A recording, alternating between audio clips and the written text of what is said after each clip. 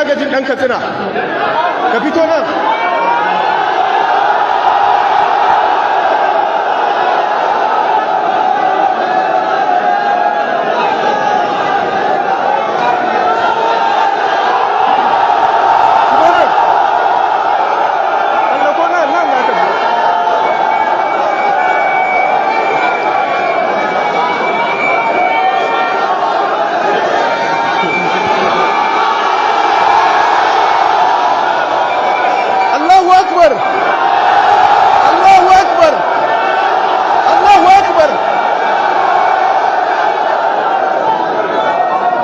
Wannan yaro da kuke gani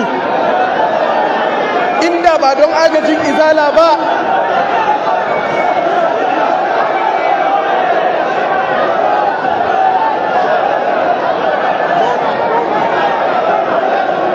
ina Maude, ina Alarama Maude bai zo ba. Inda ba don tarbiya ta agajin izala ba wannan yaro yanzu da miloniya ne, amma saboda tarbiya ta addini da tarbiya ta izala wannan yaro ya ɗanci kudaden miliyoyi. Aka ba shi tukunci ya ce ba zai karɓa ba. Kun ji labarin wannan yaro, bari ku ji cikakken labarin wannan yaro a wurin inda labarin ya fito. Duk labarin da kuka ji akan wannan yaro daga wuri na ya fito, gashi a gabana. Har ofis ɗina aka kawo mun shi har Kano, ka saurara su san da cikakken labarin na yadda ya fara. Ofis ɗina aka kawo mun shi har Kano, aka ce mun ga abun kirki da wannan yaro ya yi. Na ce masa lokacin da aka baka tukuici ka ɗauka haramun ne ka karɓa? Ya ce ya san halal ne, amma saboda shi yana so yi saboda Allah ne, kuma ya rike mutuncin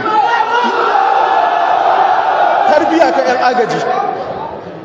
A wannan lokacin na kira shugaban izala na ƙasa Sheikh Abdullahi Balalau, haka aka yi, ban same shi ba. Sai na kira daraktan agaji, darakta ka miƙe. Allahu akbar, Allahu akbar. Na ce ma darakta, ga wani daga cikin yaranka tarbiyarka ya tsinci kuɗi da yanzu zai zama miloniya, amma ya ce saboda mutuncin addini da sunna da izala ya ce wallahi ba zai ci kokobo ba, ya mayar mata da kuɗinta. Shi ne yanzu aka kamun shi. Na ce ga wannan yaro na damka a hannunka, don Allah a kyautata masa. Shi kuma ya kira shugaba da yake shugaba mai adalci ne, shugaba mai karimci ne. Shi ne aka gabatar da wannan yaro, kuka ji alherin da duk aka yi masa. Haka ne aka yi? Wannan yaro ba shaida bane akan tarbiya. Akwai inda kuke tsammani za a samu irin wannan tarbiya in ba agajin izala ba? Allahu akbar, Allahu akbar.